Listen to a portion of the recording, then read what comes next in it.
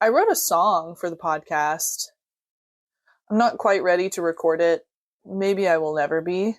It goes, I'm just a worm. I'm just a little earthworm. I'm just a squiggly little worm. Well, no, I'm not, but would you love me if I was a worm? I'm alone in the studio today, and by the studio, I mean my apartment. And it's not a studio apartment, it's just an apartment that is a studio. And by a studio, I mean it's where I play with things and record things, and it's not fancy by any means. Ask my previous 6 guests. Okay, this will be fun.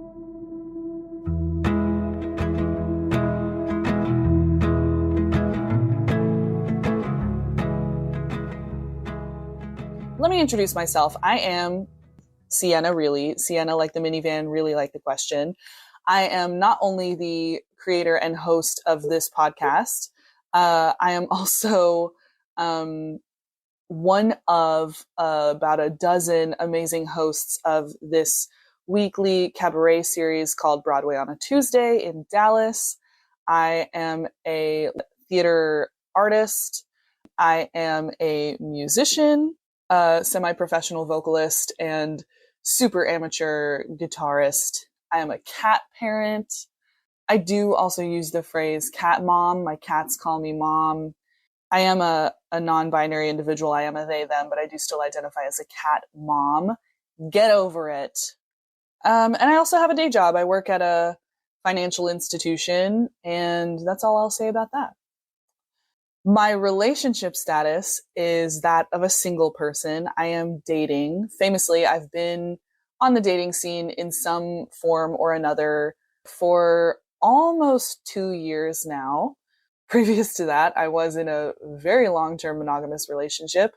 And previous to that, I was in a different long-term monogamous relationship. So these past 2 years, I've been kind of exploring other relationship dynamics and learning a lot about myself and the way I interact with other people.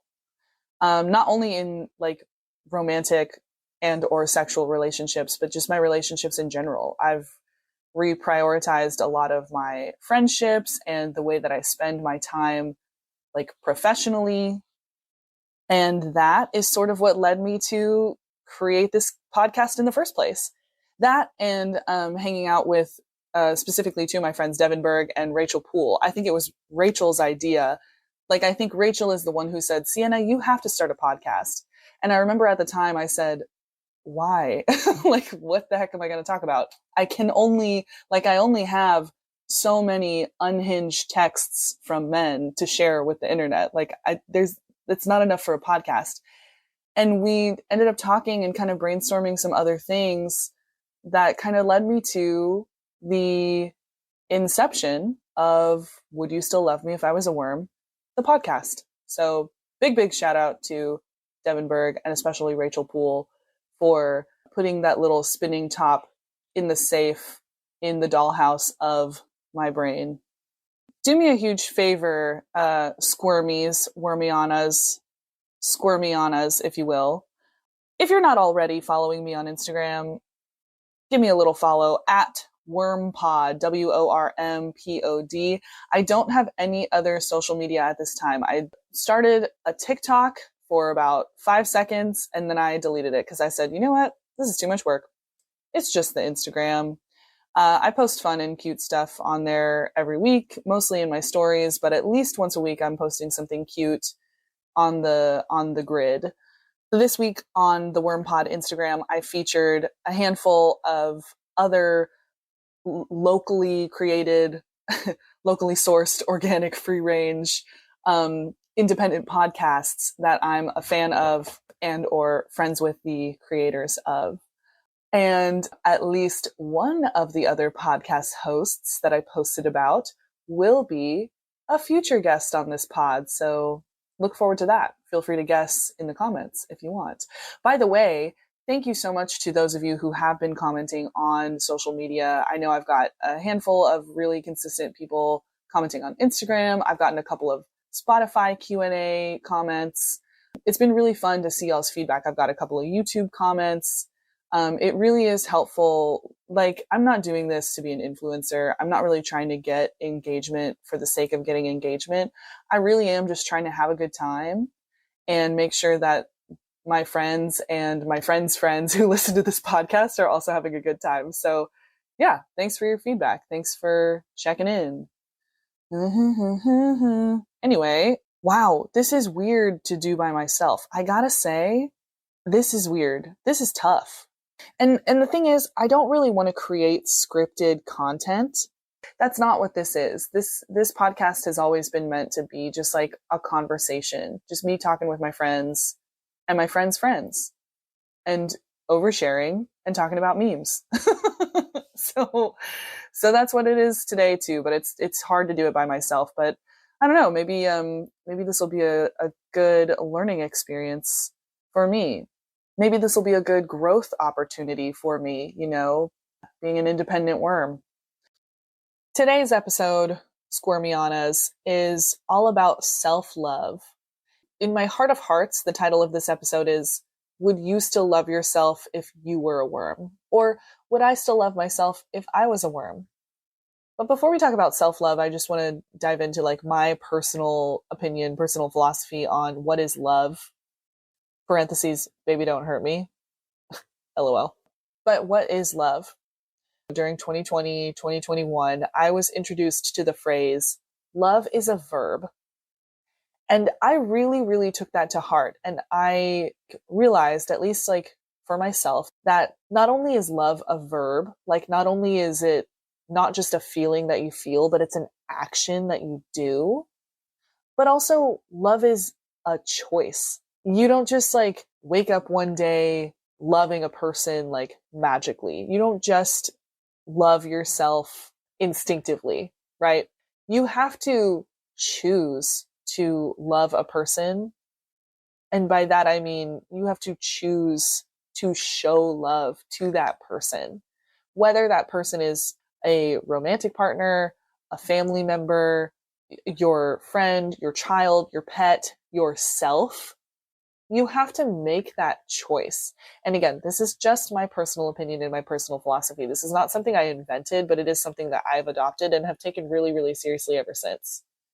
So that being said, with the understanding that love is a verb, love is an action, and love is a choice, what is self-love? That's different for everybody. But for me, I show my self-love by going to therapy, by spending time with myself. That's something I never used to do. For a long, long time, that's something I never got to do. So now, there was a short period of time when I first became single that I was devastated to spend a night by myself. And now I really, really value those nights because they're so rare, honestly. I'm so busy all of the time. And I'm such an extrovert, and I really do get a lot of energy and get a lot of fulfillment and get like my cup filled up by being with other people. But spending time, not necessarily feeling like I'm by myself, but spending time with myself is an act of self-care and self-love these days. Going outside with my cats, letting them run around and climb trees, and watching them climb trees and not get eaten by coyotes. Eating food and nourishing my body. At some times in my life, self-love has meant meal prepping and like being really intentional about my calorie intake and my macros. And at other points in my life, self-love has just meant making sure I eat at least once a day. At a handful of points in my life, self-love has meant abstaining from alcohol. Famously, I decided to get sober, and at the time was pretty sure this was going to be a permanent thing. It didn't end up being a permanent thing, but I was completely sober for about 4 months. And for me, that was a really, really long time because I've been pretty consistently drinking at least since I was 21. Self-love for me has meant making plans with my friends to guarantee that I will see my friends and not spend too much time with myself.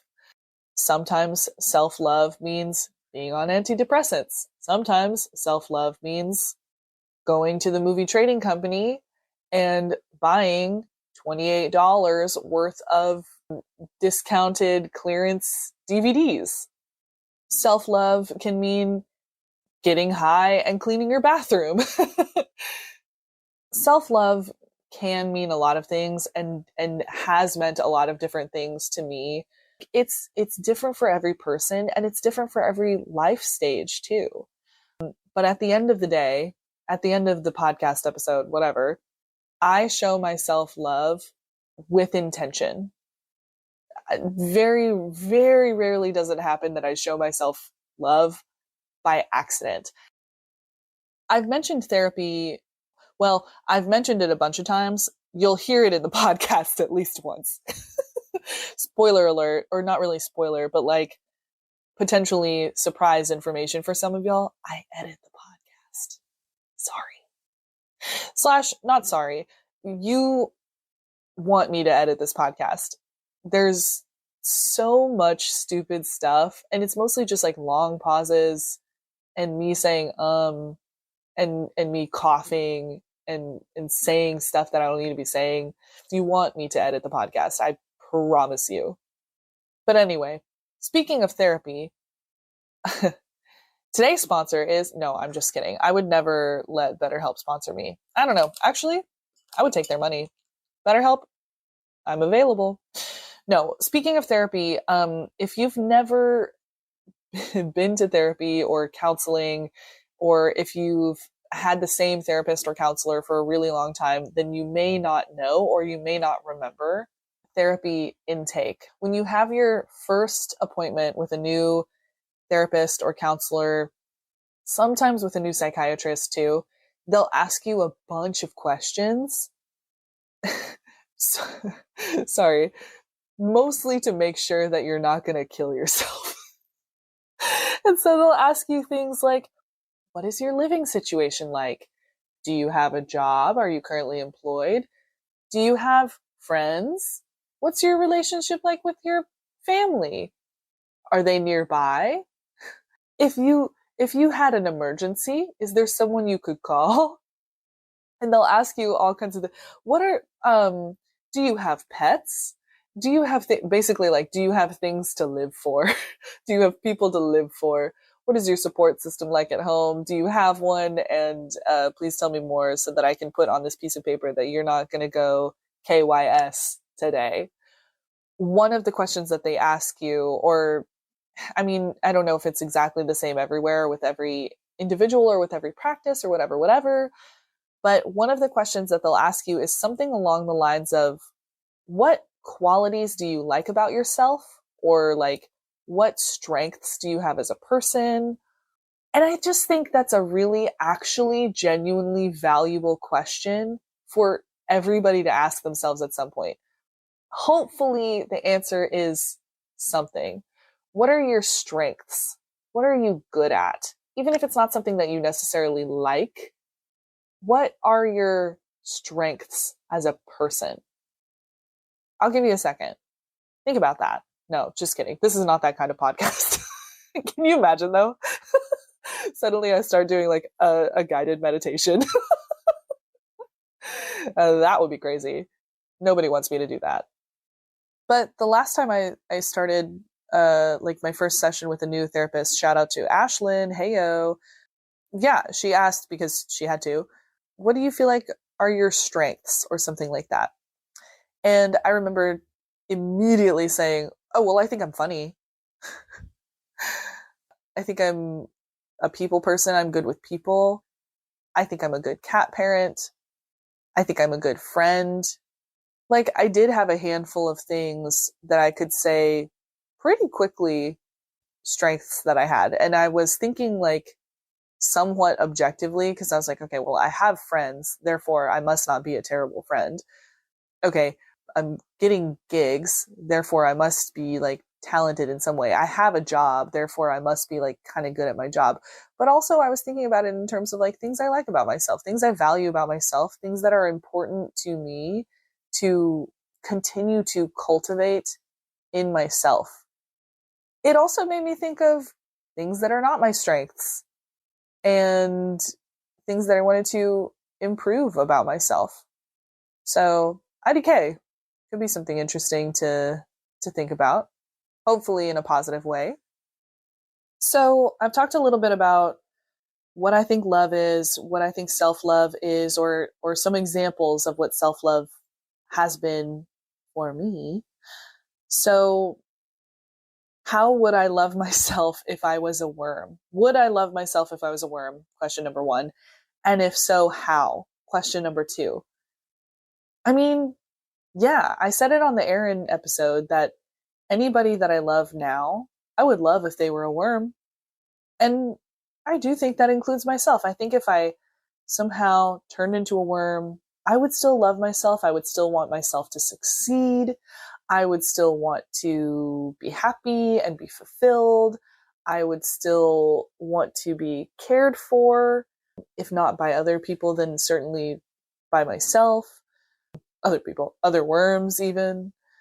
I think if I was a worm, I would practice self-love and self-care and self-preservation by first attempting to maybe find some other worm buddies to become my new support system. Because I think I would get lonely. I think I would miss my friends. I would certainly miss my family, and I would certainly miss my cats. That's the other thing, is that like, part of me practicing self-love is like making sure that other people are cared for. And I don't know if that's cool or not. I have something new to ask Ashlyn about when I see her next. But like, it makes me happy to know that the people in my life who I care about are happy. It makes me happy to know that my two little cat babies are cared for and are set up for success. So, you know, as a little worm, I don't know if I could accomplish those things all by myself, so I would probably seek out human help. But then at the end of the day, if it doesn't work, I'm just a worm. So I'm going to commit to being a worm, and I'll just squiggle into some dirt and do my best. And part of practicing self-love as a worm would be just like being okay with my best, probably just being like squiggle around, don't get eaten by a bird, the end. That's an act of self-love right there, I think. What's the thing of like granting yourself the ability to change the, hold on, what is the thing?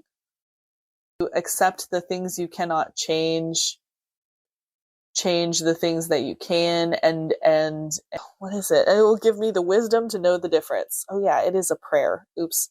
I didn't really mean for this to be a prayer, but hopefully you see what I mean. That each of those three things is a part of, or in my opinion, should be a part of your self-care practice. Choosing to be at peace with your circumstances is a huge game changer of an act of self-preservation and self-love. Allowing yourself to cut your losses when something is not worth it, you know, allowing yourself to challenge yourself to do new things. All of these things are acts of self-love, in my opinion. How does that relate to me being a worm, though? Hold on. Oh, yeah. If I was a worm and I could change back to a human, I would. But if I couldn't, I would just be okay with that. Not necessarily because I like crave being a worm, but if I turned into a worm and then couldn't turn back, like, what am I going to do? Cry about it? No, because worms don't have tear ducts. So all I can do is just be a worm and just be the best little worm I can be. That's how I would love myself as a worm. Do as many things as are in my power to become not a worm. Barring that, do as many things in my power to survive and live a happy little healthy life as a worm. So I've started asking the guests of the podcast, would you still love me if I was a worm? I'm going to go ahead and answer the question for myself. Yes, I would still love me if I was a worm. I would. I would still love me under a lot of circumstances. That's an easy one, though, to say yes to.